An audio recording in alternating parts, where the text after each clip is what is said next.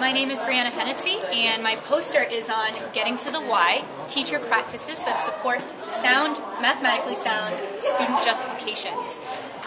In this case, we've looked at how 7 different teachers implement the same task that requires their students to justify their mathematics. Now, this task essentially required the students to prove the distributive property, and it was very exciting to see what they came up with.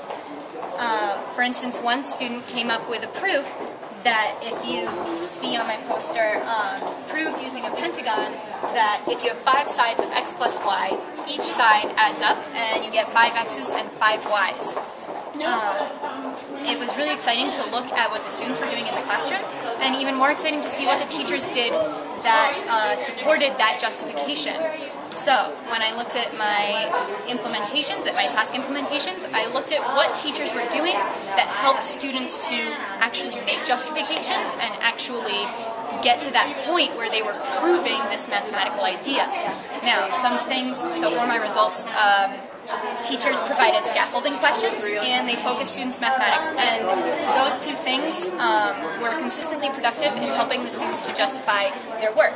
A scaffolding question asked the student to maybe think a little bit differently about the problem, and a focusing question asked the student to maybe explain their mathematics a little bit more in a very specific way.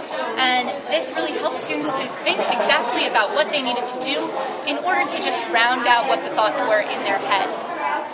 I also identified 2 practices that were not always productive, but sometimes worked really well. For instance, helping students communicate with each other could be really productive in some cases because they know the questions that they need to ask, because, they're not sure of what the answer is.